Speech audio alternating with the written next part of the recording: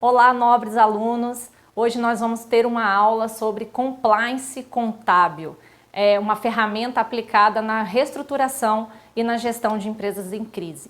É um prazer estar aqui com vocês, é uma pena que não estejamos perto, né? Mas esperamos conseguir transmitir todo este conhecimento da melhor forma possível por este canal. Parabéns a todos que estão aqui conosco e vamos iniciar nossa aula neste momento.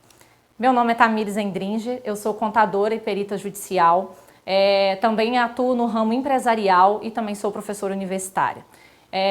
Minha formação específica é em reestruturação de empresas e recuperação judicial, com foco em gestão de empresas em crise.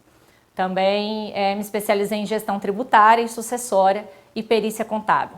Todos esses elementos, todas essas especializações e esses conhecimentos formam um grande conceito técnico, contábil, administrativo e financeiro para que a gente possa apoiar as empresas nesses momentos de reestruturação e nesses momentos de crise. Bom, primeiro nós precisamos compreender o que é o compliance. Então nós estamos dentro de uma trilha de compliance neste evento e vocês já devem ter ouvido falar muito sobre o conceito de compliance, que se resume em conformidade, estar em conformidade. Então, o que seria estar em conformidade com a contabilidade? Ou o que consiste ser o compliance contábil, né? Então, nós colocamos aqui no material, estar em compliance ou ser compliant. São duas coisas distintas que estão relacionadas ao mesmo tempo, né? Com a imensa insegurança, não só jurídica, mas empresarial no mundo, proveniente de crises políticas, corrupção, principalmente depois do advento da Lava Jato aqui no Brasil, criou-se então regras da lei anticorrupção, onde não se pudesse mais justificar que o gestor da empresa pudesse ter práticas isoladas ou involuntárias, alegando que fez aquilo em benefício da saúde ou da perpetuidade da empresa. Ou se o ato falho dele, ou se a intenção dele mal posicionada ou mal colocada, poderia ser uma forma de salvar a empresa de um cenário de crise e enfim.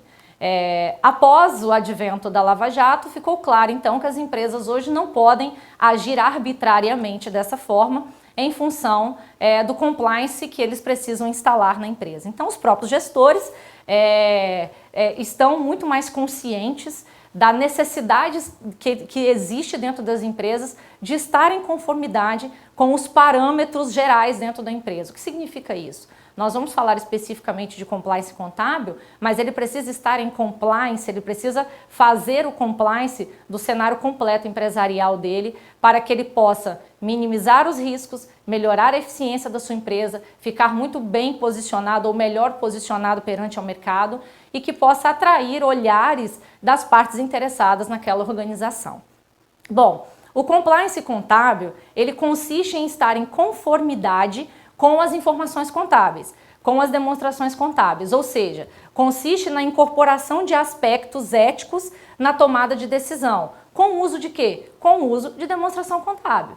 As demonstrações contábeis, desde a sua existência, são ferramentas necessárias para a tomada de decisão no ambiente empresarial. A contabilidade, os contadores, são os únicos capacitados em produzir uma informação generalizada da saúde financeira e econômica da organização. Por essa razão, estar em compliance com a contabilidade é apresentar a informação fidedigna e segura para os acionistas, para os administradores, para os fornecedores, para os funcionários, que são as partes interessadas nas informações contábeis daquela organização. Pois bem, mas qual a diferença em estar em compliance e ser compliant, né?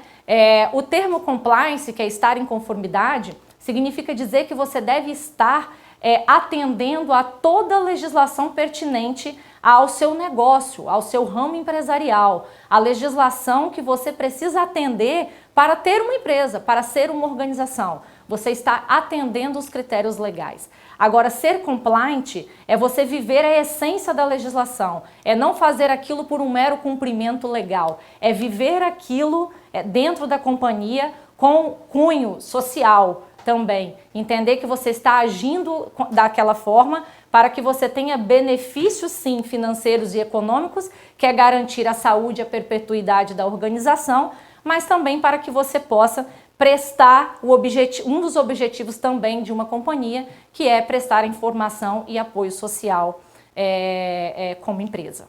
Pois bem, então isso significa dizer que nós contadores, ou quem é contador e que está nos ouvindo, precisam compreender que a contabilidade, sendo ela a única ferramenta dentro de um processo de gestão que fornece as informações completas e eficientes para os gestores, nós conseguimos entender que a contabilidade ela resume todas as informações de um compliance incompleto de uma empresa. É a contabilidade que compila todos os dados, ou seja, se existe um compliance jurídico, se existe um compliance geral na empresa, nós não temos como deixar de reconhecer essa informação dentro da contabilidade. A contabilidade vai registrar todas essas informações, levando em consideração os parâmetros e os pilares da contabilidade que devem ser seguidos. Pois bem, estar em conformidade, então, é comprometer-se com a integridade e comprometer-se com aquilo que é correto. E nada mais correto do que garantir que os registros contábeis da empresa reflitam de forma completa e precisa suas transações. Ou seja, se eu estou em conformidade contábil, se eu estou em conformidade com a minha contabilidade, se eu estou em compliance com a minha contabilidade, eu tenho condição de assegurar que aquela informação é fiel, que aquela informação é justa e ela está concreta, ela está finalizada, está com fidedignidade, que é um dos objetivos principais da contabilidade. Porém, fazendo isso, eu estou longe e bastante longe de fraudes, ou estou próximo de identificar fraudes que porventura existiam e que após isso, após o compliance, eu coloquei essas ações em conformidade. Bom, precisamos compreender então quais são os instrumentos formais, para a tomada de decisão dentro de uma companhia, dentro de uma organização. Então, assim, o sistema de compliance, segundo a norma vigente prega, ele transcende as leis. Ou seja, eu preciso estar em conformidade com todas as informações legais para estar acima da conformidade prevista por lei. Ou seja, eu preciso fazer além do que a lei simplesmente me permite, em termos de perfeição, de conformidade. Os instrumentos de compliance, eles balizam todas essas instruções de conformidade dentro de uma companhia.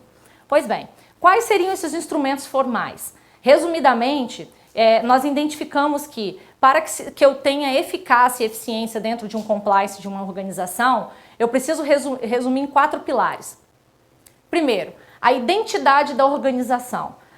Consiste em saber qual é o propósito, qual é a visão, quais são os princípios e valores que aquela companhia prega. Isso é colocar o quê? Em entendimento, nós como contadores e profissionais do compliance, precisamos compreender qual é a base daquela companhia, qual é a essência dela, qual é a identidade daquela empresa, daquela pessoa jurídica. O segundo instrumento formal é o Código de Conduta. Do Código de Conduta, eu preciso ter expresso quais são os princípios éticos e os valores da organização, que é direcionada e orientada para as partes interessadas do processo, principalmente em negócios muito complexos. Essa função é uma função do Conselho de Administração que faz o quê? A formalização do Código de Conduta, é aprovado por eles e direcionado pelo Conselho de Administração das companhias. O terceiro ponto essa empresa tem um planejamento estratégico? Eu tenho direção dentro do planejamento estratégico dessa companhia? Então ali eu preciso ter quais são as ações concretas que aquela companhia tem e quais as pretensões que ela tem para poder obter melhores rentabilidades, melhor eficiência comercial, obter lucratividade, ter os seus melhores rendimentos dentro do contexto empresarial. E o quarto ponto é quais são as políticas determinadas dentro da companhia. Existe uma política, existe uma governança, existe regras de cumprimento para isso, existe hierarquia, né? Então, ou seja, se eu tenho esses 4 pilares destacados e bem claros e comunicados dentro de uma organização, eu posso estar segura que eu tenho informações, eu tenho instrumentos formais para que se estabeleça um compliance dentro de uma companhia. Pois bem, quais seriam então, suponhamos que estejamos nós dentro de uma empresa onde nós vamos fazer um compliance contábil. Essa empresa está em compliance, ela passa por um processo de gerenciamento, de risco, de planejamento, ela está em compliance, né? Para isso, um dos módulos do processo de compliance é estabelecer o compliance contábil. Qual seria a nossa visão contábil de como estabelecer um compliance dentro dessa empresa, né? Então, precisamos pensar o seguinte: que tipo de segurança contábil ou na informação contábil que eu tenho neste momento, né? E aí você começa a passar pelos itens de revisão. Dentro dos modelos implantados de compliance contábil, a primeira coisa muito importante que precisa ser estabelecido é se a comunicação entre os entes dentro do setor de gestão de pessoas e departamento pessoal está claro de que a empresa passa por este processo. E se dentro de um processo de compliance, se as regras trabalhistas estão claras para as partes interessadas e se as regras trabalhistas estão em conformidade com a legislação. Tanto é que, em se tratando de que legislação trabalhista não é contabilidade, nós somos obrigados a concordar que os efeitos de uma inconformidade trabalhista são muito significantes dentro de um processo contábil. É a contabilidade que precisa provisionar, prever e organizar os riscos trabalhistas que essa empresa corre, né? Dentro das provisões, por exemplo. E a reserva de contingência prevê isso. Que tipo de mensuração de risco trabalhista que eu tenho registrado na minha contabilidade? Se não tiver, tem que existir. O segundo ponto é avaliar os ativos da empresa. Não avaliar somente em termos de valorização, mas avaliar se todos os ativos estão registrados dentro da companhia, né? Todos os ativos imobilizados, todos os bens e direitos daquela companhia estão contemplados dentro das demonstrações contábeis, estão mensurados pelos seus valores corretos, estão depreciados ao valor devidamente estipulado por lei. Essa é a avaliação que precisa ser feita dentro do item contábil, ou seja, nada mais nada menos de que aplicar as normas contábeis dentro dos instrumentos de compliance contábil. Bom, o terceiro ponto é a situação econômica e financeira dessa empresa. A operação da empresa é uma operação lucrativa, é uma operação rentável, ela opera com PL positivo, negativo ou nulo. Como que está o passivo dessa companhia? Se todos os ativos forem vendidos, pagam-se as dívidas? Qual é a situação patrimonial dessa companhia? É essa avaliação dentro do tópico 3 da situação econômica e financeira da empresa que precisa ser feito.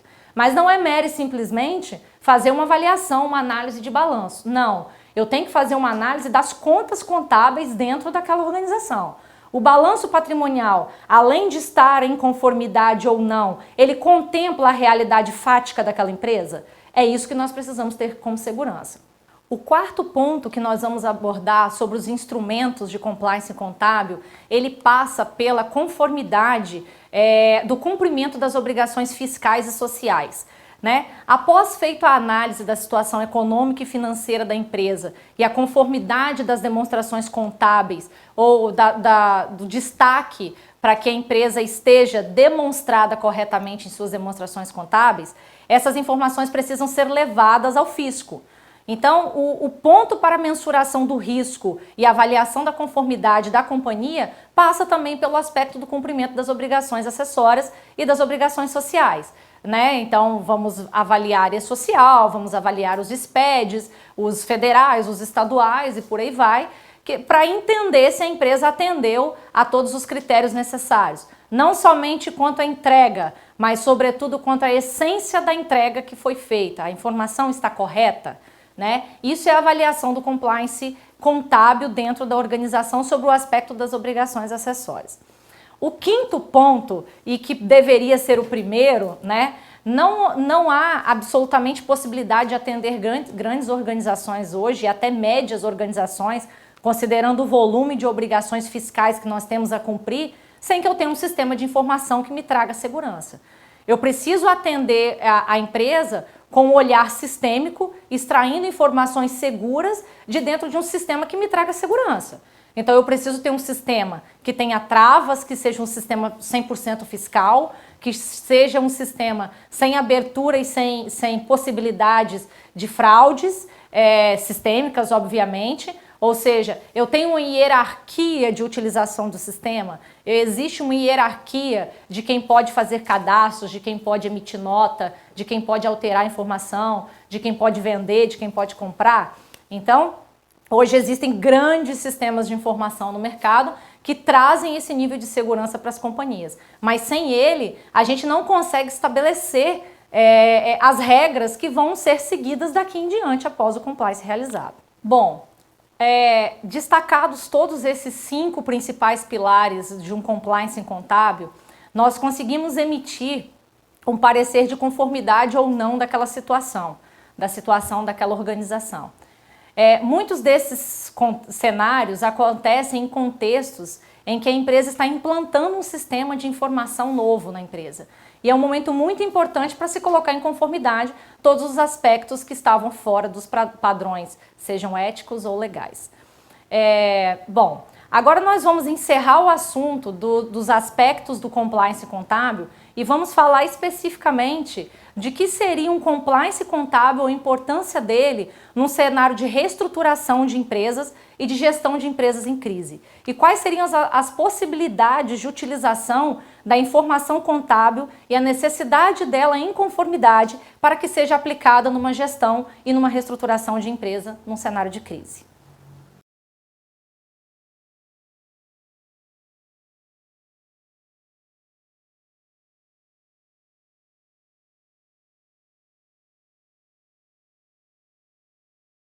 Bom, compreendido então os aspectos gerais sobre a implantação e elaboração de um compliance contábil dentro de uma organização, nós precisamos entender agora a aplicação da conformidade ou da importância dela dentro de um cenário de gestão de crise ou de reestruturação e de recuperação por consequência.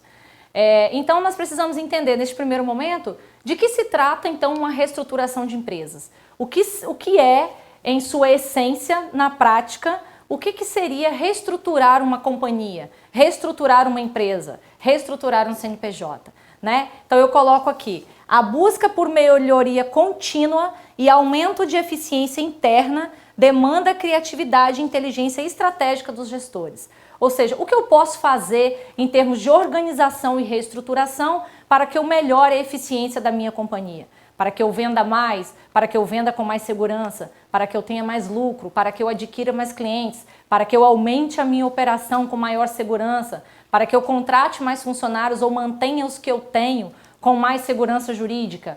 Isso passa dentro de uma análise de um processo de reestruturação, que não deixa de ser um momento do compliance dentro desse cenário. Pois bem, o que nós fazemos numa reestruturação de empresas? O primeiro ponto, eu preciso compreender como que aquela empresa está. Eu faço um diagnóstico, um pré-diagnóstico da situação daquela companhia. E quando eu identifico que o cenário é um cenário de extrema inconformidade ou de crise, seja ela financeira ou econômica, eu faço um diagnóstico detalhado.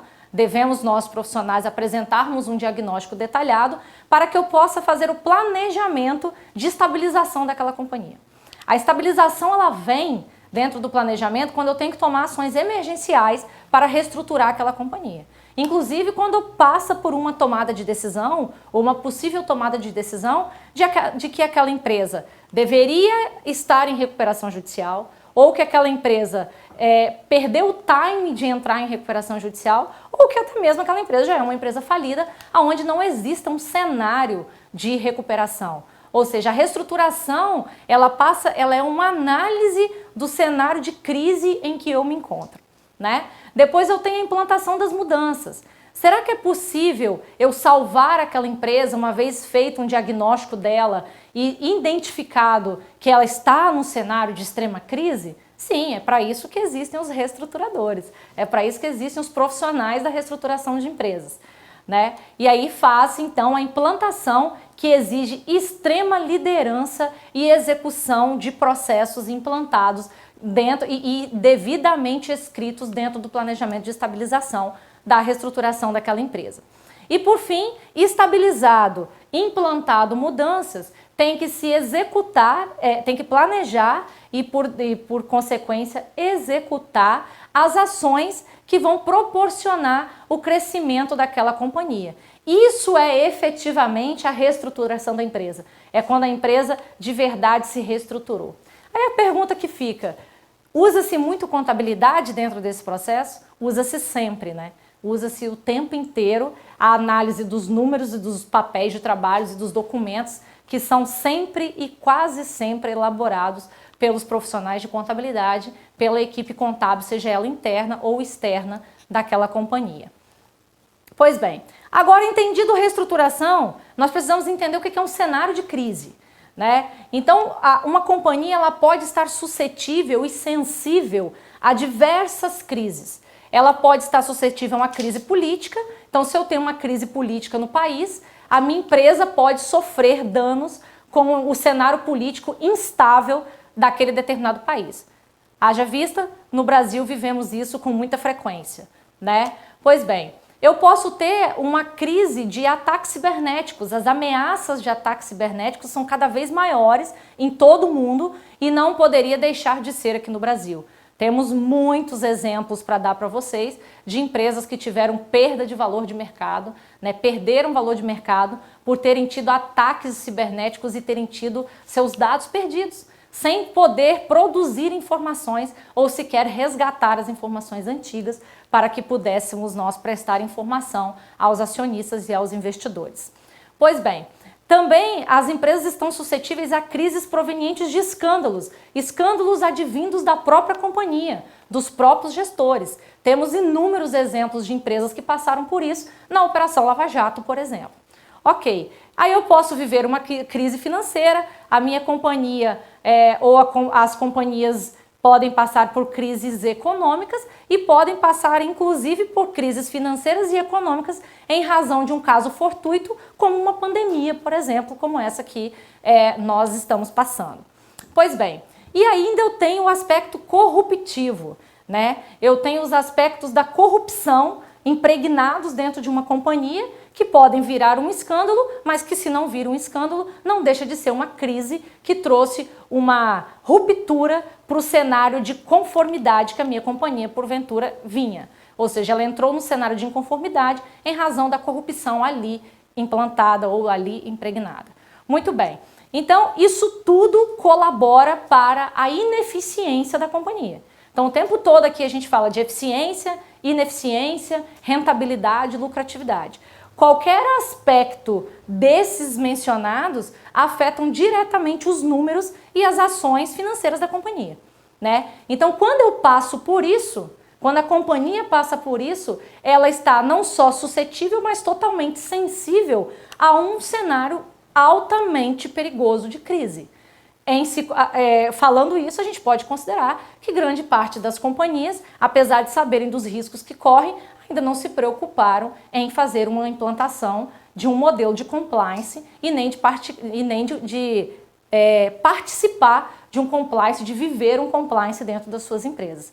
Então, isso é um cenário de crise. A crise não é só dizer que o país inteiro está em crise. A crise significa dizer o que a minha empresa pode sofrer, de que forma que ela está sensível, como que ela pode sofrer se qualquer ação externa como essa vier a me afetar. Eu serei afetado ou não? O compliance pode responder isso.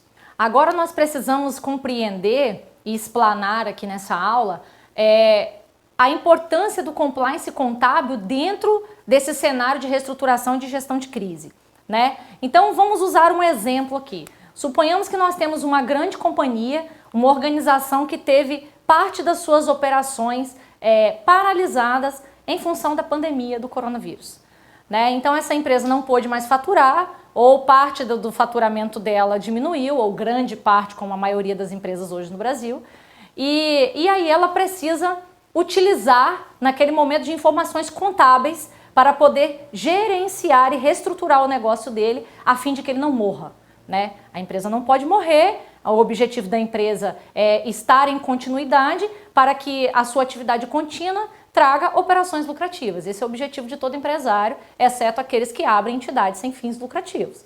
Ok, em se tratando de uma organização com fins lucrativos, o que uma empresa faria num momento como esse, ou o que ela precisaria fazer num momento como esse, e o que ela faria se ela não tivesse informações contábeis fiéis, né? Muitas companhias chegam até no nosso escritório, por exemplo, sem informação contábil, né? O que você faria, então, num cenário de crise onde você não tivesse informação contábil? Ou, se você tivesse, qual seria a utilização dessa informação? Qual seria a necessidade de utilizar essa informação?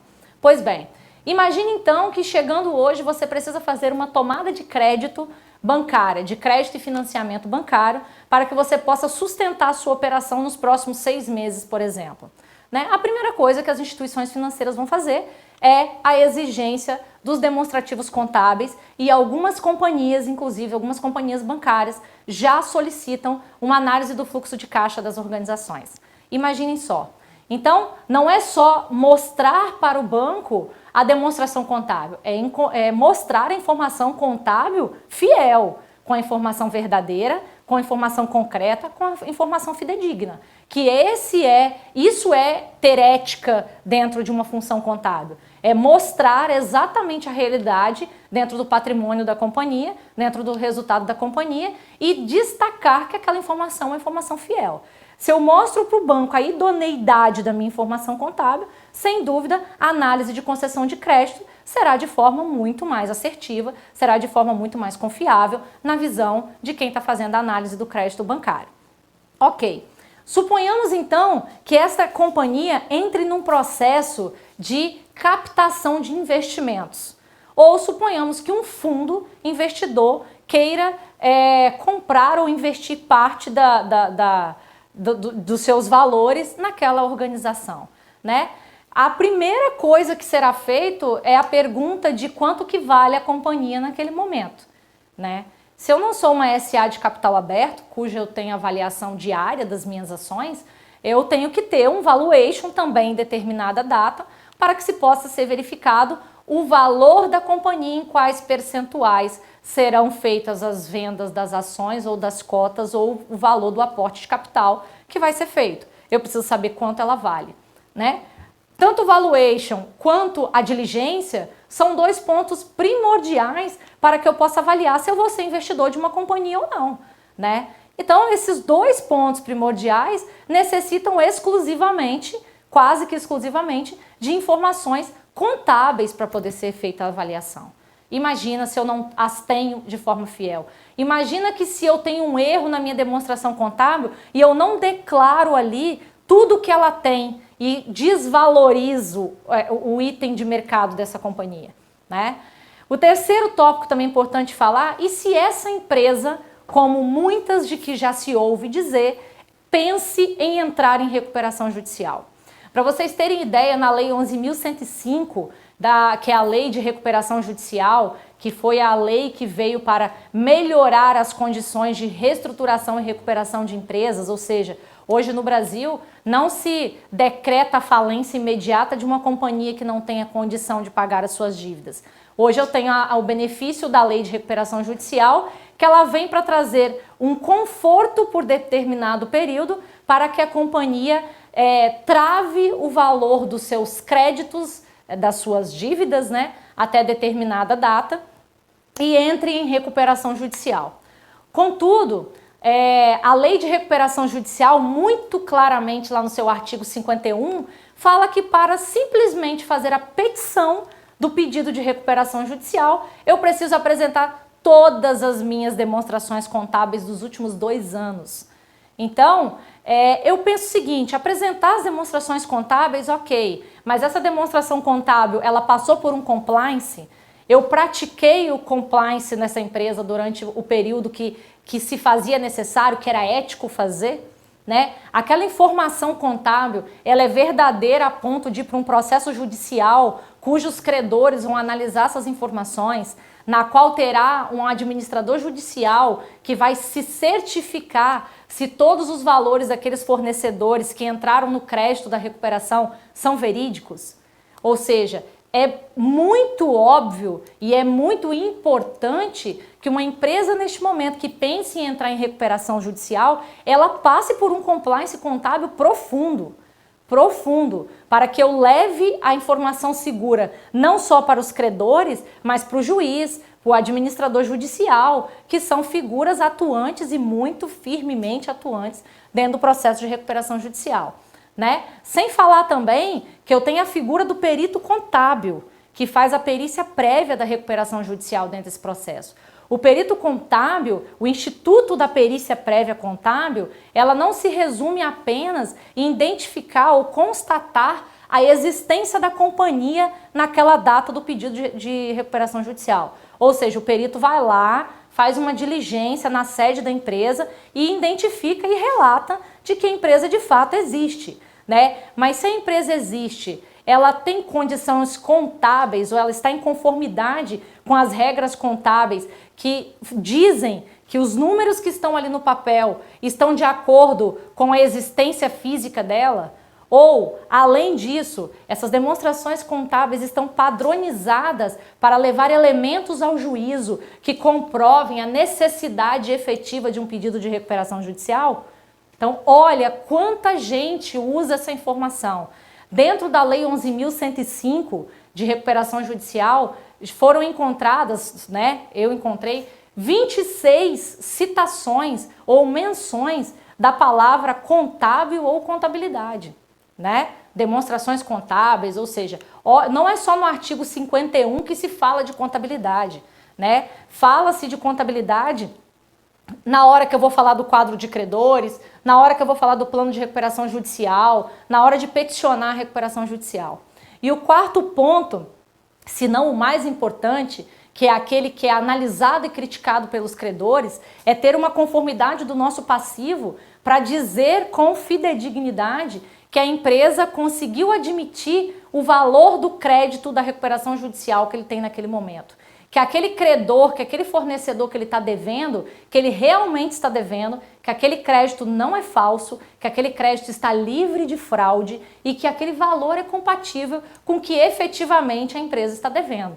Ou seja, o que é importante dizer? Dentro da recuperação judicial são identificadas fraudes de credores que não existiam na contabilidade antes do pedido de recuperação judicial e passaram a existir posteriormente.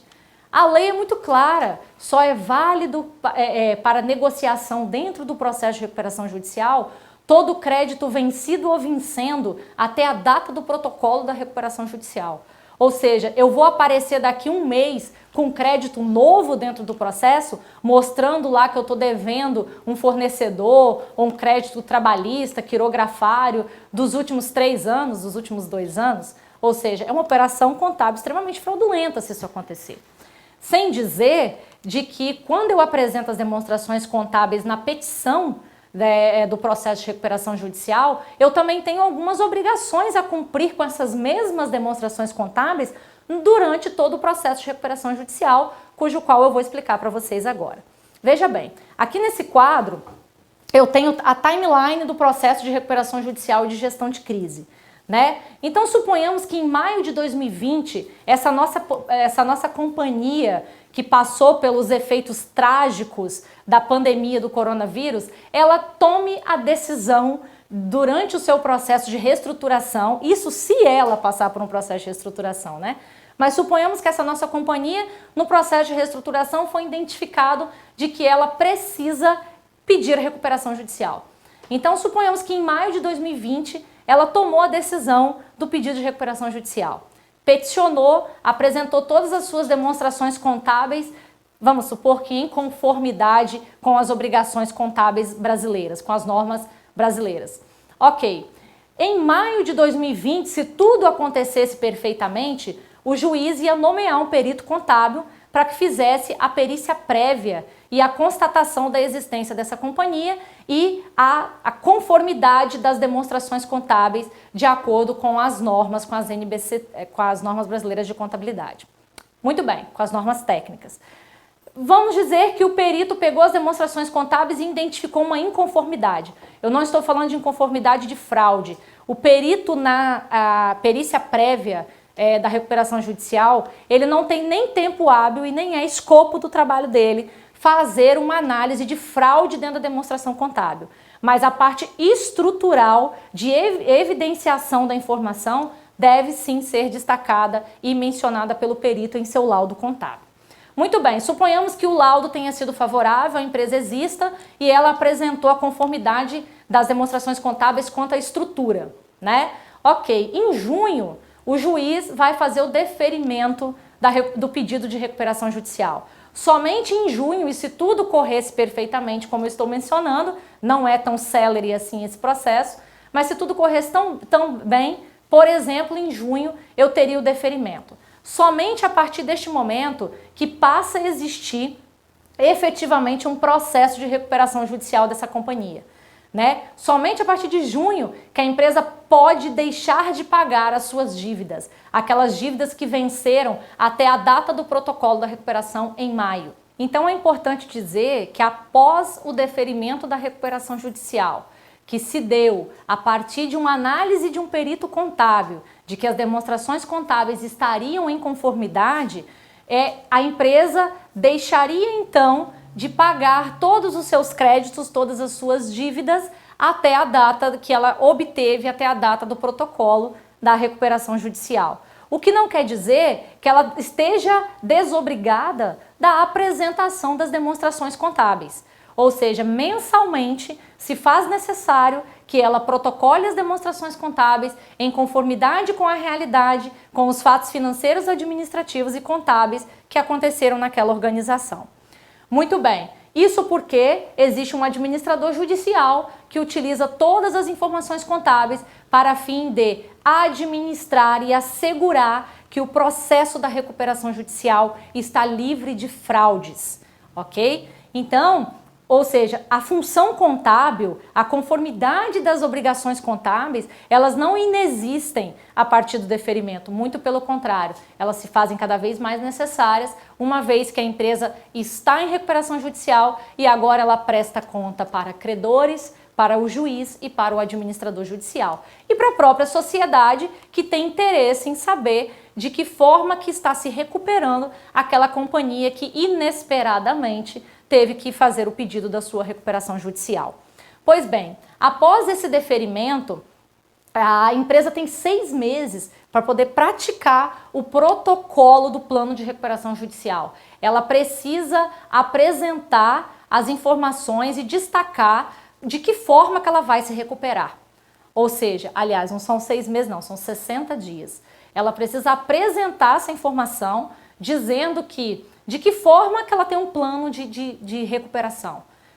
Quanto que ela vai vender e quanto que ela vai ter de dinheiro para pagar as suas dívidas daqui para frente, dentro do processo de recuperação judicial que deveria durar 2 anos. Então, essa informação está toda destacada, essas projeções estão todas mencionadas e sendo analisadas por um profissional que elabora o plano de recuperação e que usa exclusivamente informação contábil e financeira para poder fazer isso. Imagina se ela não é uma informação verdadeira. Você imagina se ela não é uma informação conforme, né? E por aí vai. Dali para frente, durante todo o período em que a empresa existir em recuperação judicial, ela tem a obrigação de apresentar mensalmente essas informações para o juízo. Ou seja, eu não estou aqui dizendo que eu tenho que fazer a demonstração contábil em conformidade só porque eu entrei em recuperação judicial. A conformidade das informações, ela é de interesse geral, ela é de interesse da sociedade, ela é de interesse dos fornecedores, elas são daquelas pessoas que têm interesse na continuidade da companhia. Pois bem, nós tentamos destacar aqui não somente a importância de se fazer contabilidade, mas sim fazer a contabilidade de fato, como ela realmente existe, como ela realmente é dentro da organização. É trazer para dentro das demonstrações contábeis não só os padrões estipulados pela legislação contábil, mas as informações que tragam para a visão dos gestores a realidade da companhia, né? E isso não é só importante porque eu tenho que fazer, é porque eu posso a qualquer momento precisar dessa informação, seja por uma auditoria fiscal, seja para uma análise de investimento, seja para uma tomada de crédito, mas sobretudo para o gerenciamento da minha crise, que é onde grande parte das empresas passam por isso hoje.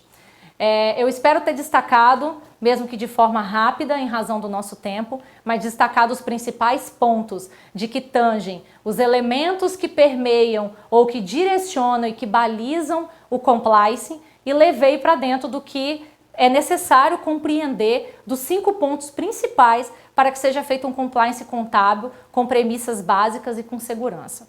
Bom, foi um prazer estar com vocês. Eu deixo aqui o meu contato, né? Muito obrigada pela atenção de vocês. Continuem estudando, continuem dedicados, aproveitem o tempo de vocês, que a única coisa que não é suscetível à crise é o conhecimento, porque ele ninguém nos tira.